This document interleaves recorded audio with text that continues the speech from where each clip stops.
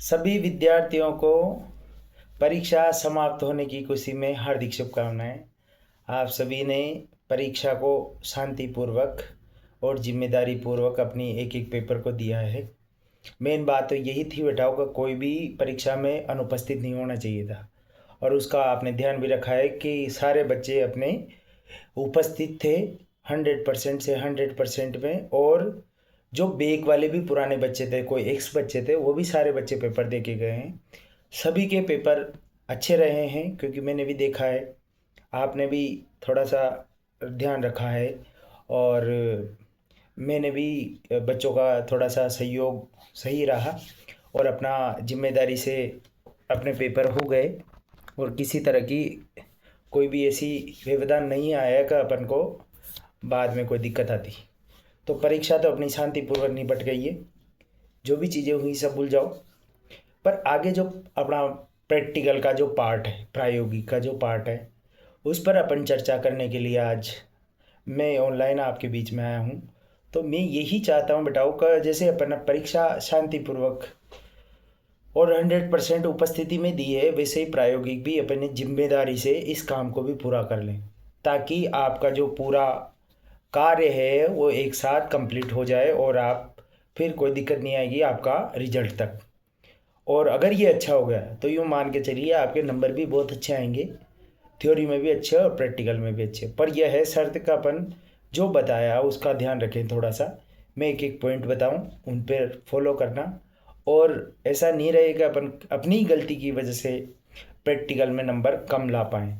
क्योंकि इन चीज़ों से बचना बेटाओ, कहाँ क्या हो रहा है, बस थोड़ा सा जिम्मेदारी से एक दिन ध्यान दे लो। 21 तारीख को, 21 जनवरी को आप शाम को 5 बजे के पहले ही फ्री हो जाएंगे। और अगर वो दिन अच्छा चला गया तो यूँ मान लो आपका जो योग का डिप्लोमा है वो भी रेगुलर मोड में, क्योंकि इस ये फी इतने अच्छे समय में और कम समय में आपने जो ये डिप्लोमा लिया है, बहुत अच्छी अपॉर्चुनिटी की बात है बेटा। क्योंकि हम भी विश्वविद्यालय में पढ़े हैं, तो काफ़ी चीज़ें मेहनत करनी पड़ती है, और बहुत चीज़ें ध्यान से भी निकल जाती है, और विटम और फलाना डीगड़ा बहुत सारे पार्ट होते हैं, मेहनत भी करते हैं, पर चीज़ें क्या है वहाँ पर अपने कंट्रोल में नहीं होती।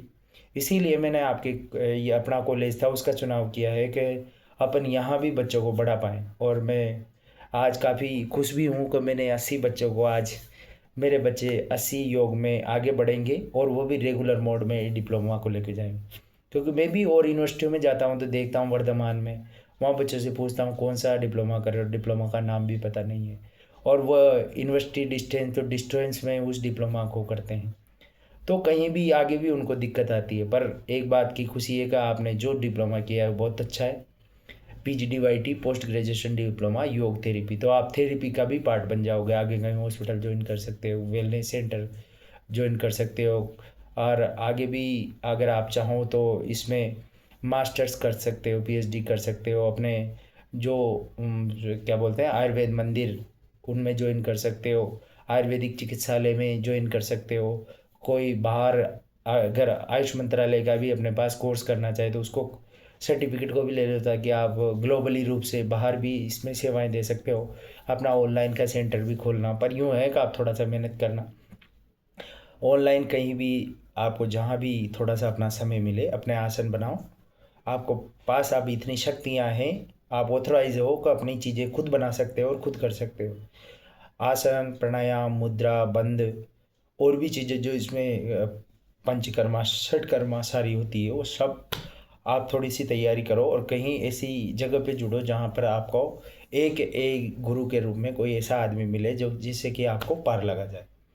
अगर किसी को MA करना हो तो कोटा यूनिवर्सिटी में आ जाना, किसी को स्पोर्ट में जाना हो तो भी आ जाना, किसी को MA अगर इससे आगे कोई और चीज़ जैसे कोई रेगुलर नहीं बैठे तो डिस्टेंस से कर लेना, और अपनी जो पढ़ाई है उसको चालू रखना।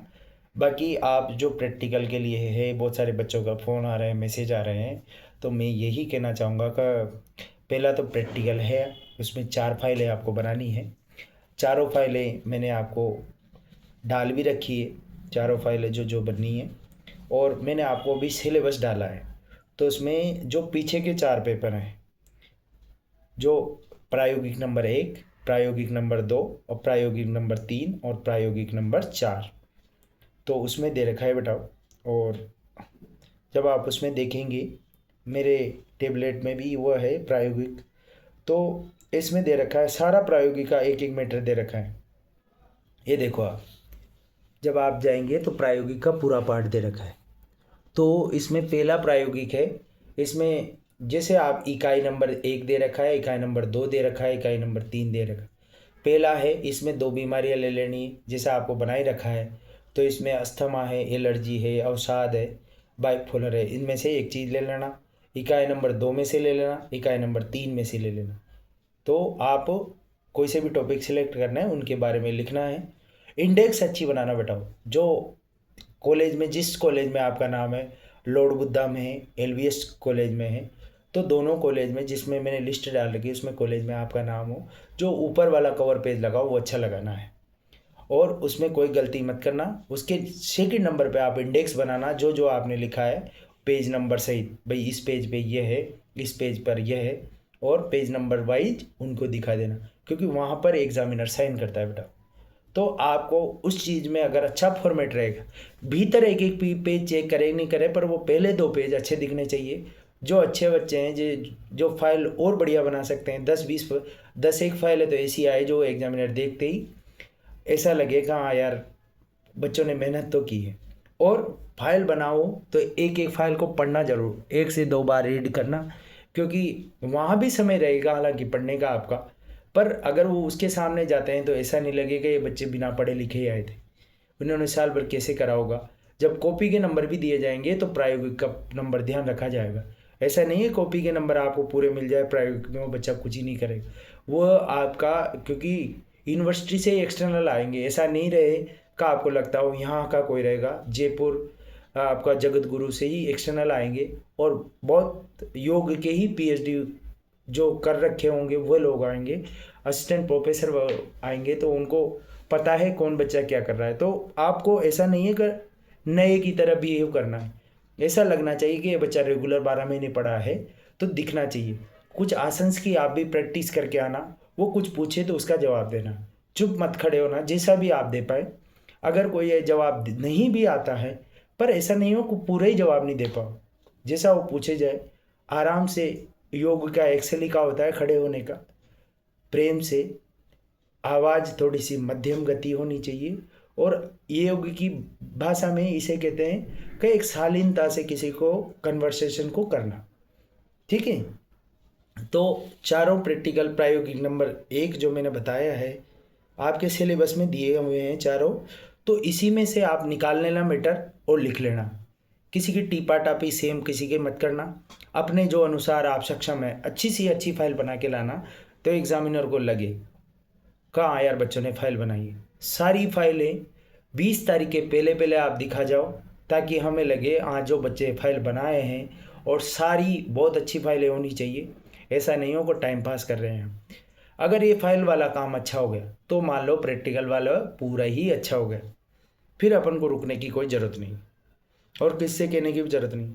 प्रायोगिक नंबर 2 कहता है बेटाओ, प्रायोगिक नंबर 2 है भावनाओं के संवर्धन हेतु योगाभ्यास और उच्चतर अग्रिम योग तकनीक। तो इसमें जो है पूरा दे रखा है तकनीक, जो शांति पाठ है, राजयोग है, ज्ञान योग है, श्लोक का कर्म योग है, भक्ति योग, भजन देशभक्ति गीते, कीड़ा ससर्गान, आवर्तन ध्यान तकनीक है, प्राणी इंजन तकनीक है, माइंड साउंडनेस तकनीक है।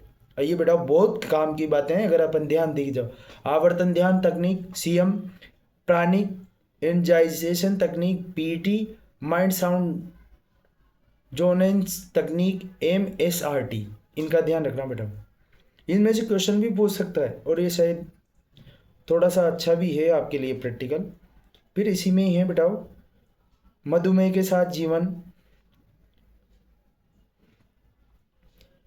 तो दूसरा प्रैक्टिकल ये हो जाएगा। तीसरा प्रैक्टिकल अपना है योगाभ्यास। अभी इसमें योग आ जाता है, षट कर्म आपको ध्यान होना चाहिए, कपालभाति, त्राटक, नौली, बस्ती, ये पूरी बातें आपको याद होनी चाहिए। धोती, शंख प्रक्षालन, ये 6 षट कर्म है, आपको इनके नाम भी याद रखने चाहिए।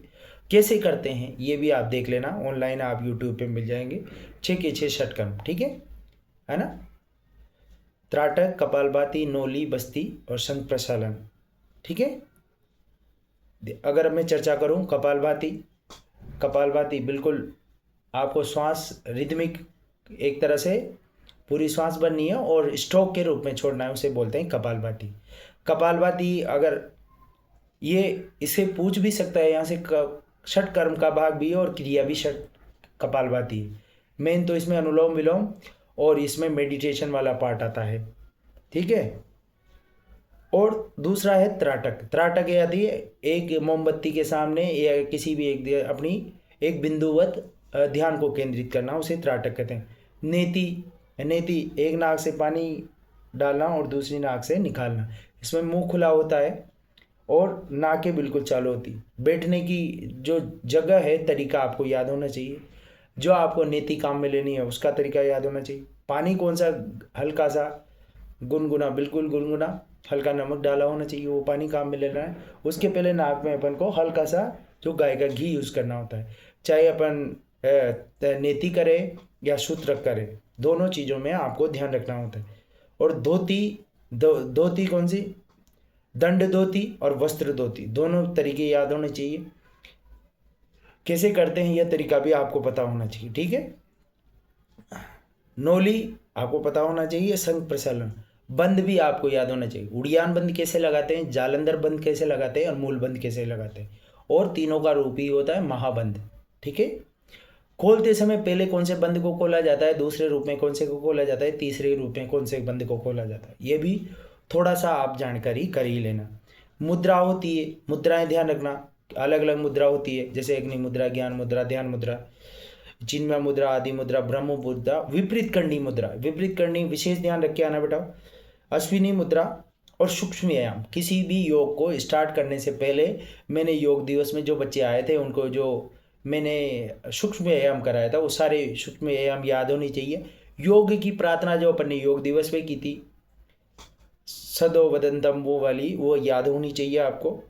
और व्यायाम जो आपको 43 जो आसन दिए गए हैं, इनमें से आसन आपको लिखने हैं और उन आसन को करने का तरीका भी आना चाहिए। जो भी आप आसन लिखें वो ऐसा आसन लिखें जिसको आप कर सकते हैं, ऐसा आसन कोई नहीं लिखे जो कर नहीं पाए, क्योंकि वो पूछ लेंगे जैसे आपने जो आसन लिखा है उसको करके बताओ।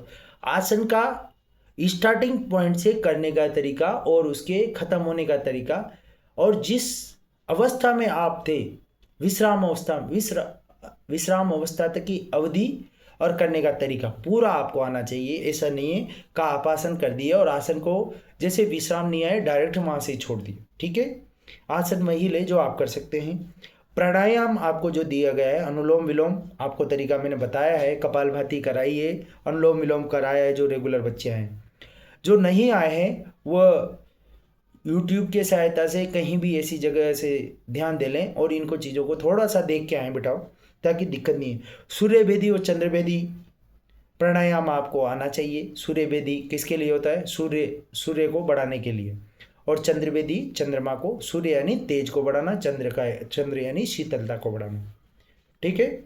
उसके बाद है शीतली प्राणायाम। शीतली, उज्जयी और शीतली ये ध्यान रखना, और शीतकारी, तीनों प्राणायाम आपको याद होने चाहिए। उज्जयी, शीतली और शीतकारी तीनों प्राणायाम आपको याद होनी चाहिए। शीतलता प्रदान करते हैं, ठंडक प्रदान करते हैं। लय प्राणायाम यानी भ्रामरी प्राणायाम, भ्रमर के समान आवाज आनी चाहिए। ध्यान में ओमकार अपन ने कराया, शांति पाठ ओमकार वो याद होना चाहिए। गहरी विश्रांति, शीघ्र विश्रांति और त्वरित विश्रांति, तीनों के बारे में आपको याद होने चाहिए। लास्ट में जो आपको अपन क्या कहते हैं, लास्ट में अपन शवासन में जाते हैं, वो तकनीक भी आपको याद होनी चाहिए, ठीक है। और जो लास्ट तीसरा प्रैक्टिकल यहीं खत्म हो जाता है। बताओ कहाँ से लिया, निष्कर्ष जो लिखो आपको कहाँ से लिया गया है, तो ग्रंथ या किताब का नाम लिखना, ऐसा नहीं है कहीं से भी नाम लिख दो। आप अच्छी किताब का नाम लिखो जो आपने पढ़ा है, और हो सके तो जगत गुरु की साइड से निकाल लेना किसने कौन सी किताब लिखी।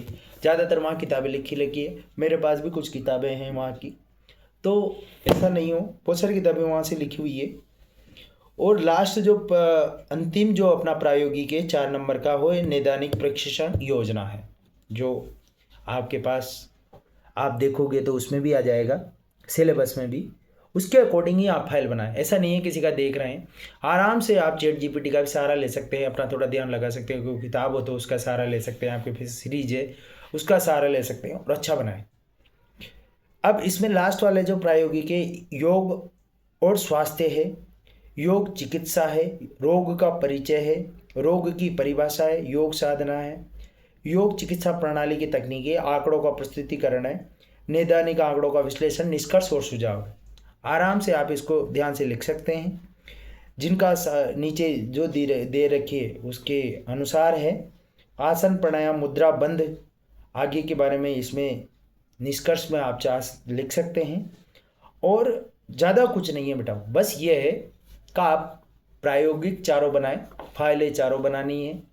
इसमें कोई भी बच्चा ऐसे नहीं कह दे साहब मैं तो फाइल नहीं बनाई, मैं सही नहीं कहा था आपने। एक एक बच्चे से मैं कहना चाह रहा हूँ बेटाओ, एक दिन ध्यान दे लो, तुम्हारा डिप्लोमा सुधर जाएगा। आपने जैसे पेपर सही तरीके से दिए हैं तो वैसे ही प्रायोगिक भी दे लो। ऐसा नहीं हो कि किसी बच्चे को कम नंबर आए, और ऐसा नहीं हो कि सर आपने नहीं कहा था फाइल हो। आपको फाइल बना के ही लानी है। मैं कोई अल्टरनेट रास्ता नहीं बता रहा हूँ। उस दिन भी आपको प्रैक्टिकल के लिए सर बताने आए थे, उन्होंने शायद आपको नंबर भी दिए हैं, उन्होंने कहा भी है कांटेक्ट करें, तो उनसे भी कांटेक्ट करना है, शायद वो कोई अल्टरनेट रास्ता हो उनके पास। पर मेरे पास जो है, मेरे पास बेटा वही तरीके हैं जो मैंने अपनाए हैं। क्योंकि मैं ऐसा बच्चा नहीं हो सकता है कि वो खड़ा हो जाए और अपना नाम खराब करे। मैं जैसे आपके लिए ईमानदारी से मेहनत करता हूँ, कभी भी मेरे पास साल भर में कोई बच्चा आया हो तो ऐसा नहीं लगा हुआ मेरी बातों से कि मैंने उसको निराश किया हो। मेरे पास समय हो नहीं हो, पर मैं उसको कभी से भी जो भी वो मांगता है उसकी कोशिश करता हूँ मदद कर सकूँ। पर फिर भी तुम्हें ऐसे लगा होगा यार सर का व्यवहार अच्छा नहीं है, तो वो बाद में जो भी आपको लगे वो बता देना। पर एक दिन तुम्हारे अपने लिए ईमानदारी से प्रायोगिक दे जाओ, सभी बच्चे फाइल बनाना। मैं फिर कह रहा हूँ, अंतिम कैसी भी फाइल हो पर फाइल ज़रूर बनाना। इंडेक्स अच्छा लगाना, अपने कॉलेज का नाम ध्यान से लिखना, अपना नाम ध्यान से लिखना, ताकि किसी तरह की कोई गलती नहीं हो। रेड पेन का यूज़ मत करना। और फाइल में अगर बीच बीच में हो तो डायग्राम अच्छे या तो चिपका लेना, फोटो नहीं हो तो इसके उसके ऊपर स्केच लगा लेना। हमने तो पूरा बेटा डिजिटेशन बनाए, प्रैक्टिकल की फाइलें बनाइए, असाइनमेंट बनाए, इधर से आप नहीं मानोगे तो इतने बड़े बड़े आप रिसर्च पेपर भी तक भी बनाए हैं। अब क्यों बनाए हैं? क्योंकि हम सीखा है एक एक चीज़ को, निकला कैसे बनाते हैं उस बेस पे। तो चीज़ें हैं काफ़ी, ऐसी मोटी मोटी चीज़ें बनानी पड़ती हैं।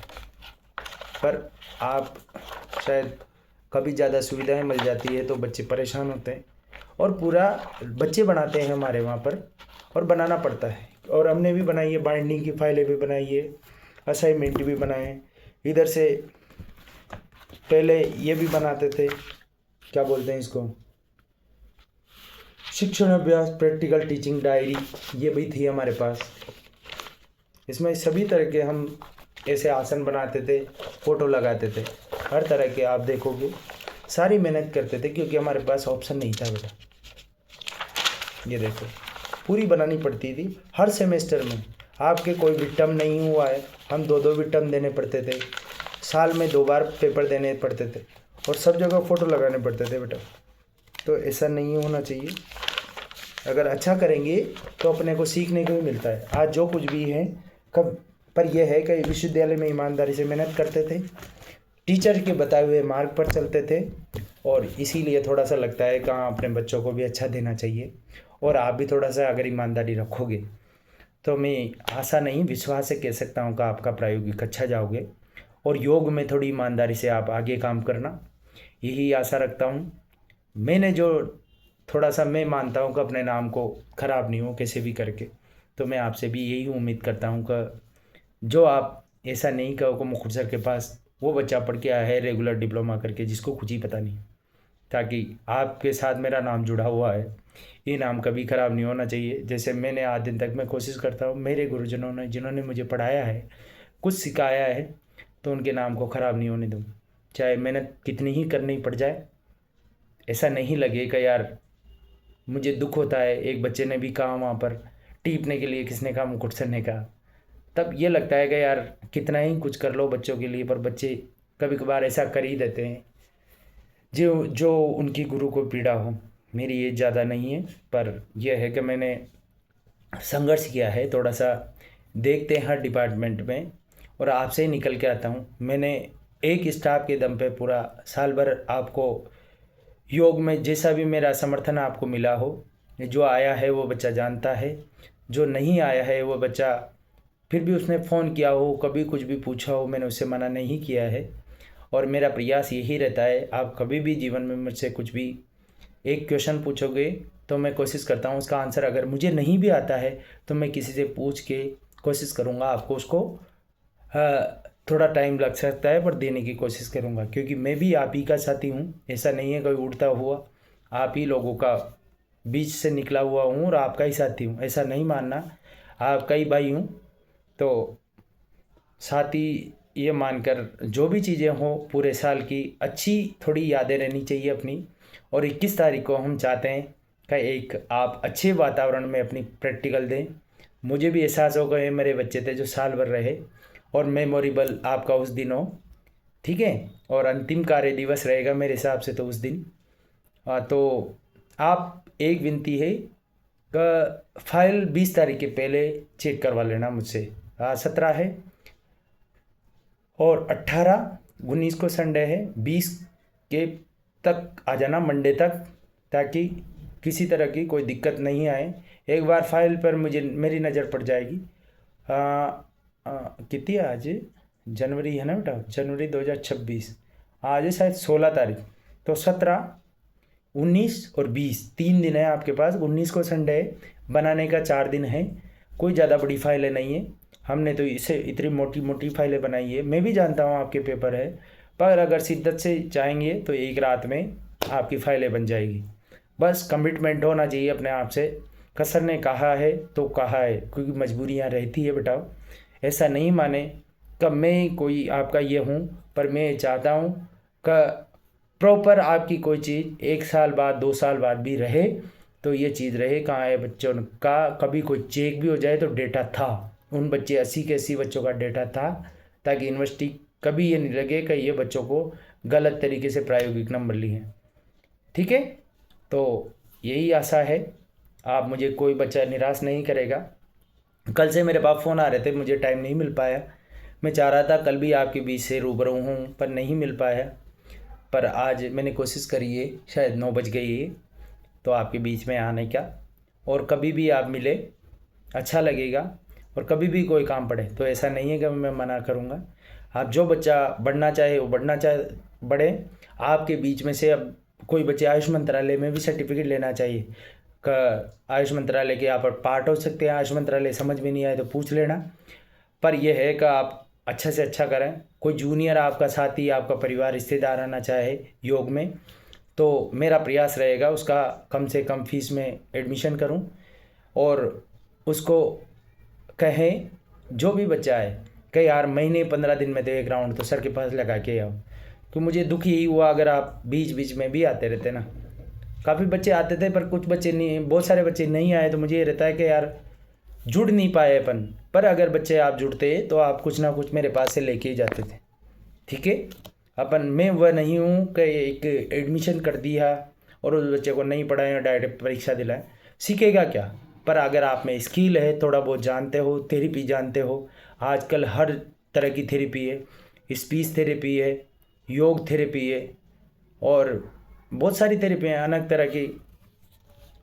जैसे अपन देखेंगे तो इसमें पार्ट बहुत बड़ा है। योग एक चीज़ का नहीं है, शारीरिक योग है, योग पूरा ही है, शारीरिक, मानसिक और आध्यात्मिक तीनों रूप से जो भी संरचना होती है वो योग का ही पार्ट है। योग को एक रूप में मत रहने देना। और आज से योगा जो भी आपके सामने बोले उसको मेरे अनुसार एक बात याद रखना, भैया योगा नहीं है, हम योग में हैं। और ये योग की दुनिया, आप किसी भी फील्ड में रहें, चाहे कोई अधिकारी बने और चाहे कोई सी भी, आप खुद का भी अगर कोई बच्चा अपने लिए भी योग करता है और अपने शरीर के लिए भी अपनाता है तो मैं आशा करता हूँ वो जीवन में कुछ ना कुछ अच्छा ही प्राप्त करेगा इसे ही। ठीक है, मिलते रहिए। नमस्कार, हरि ओम।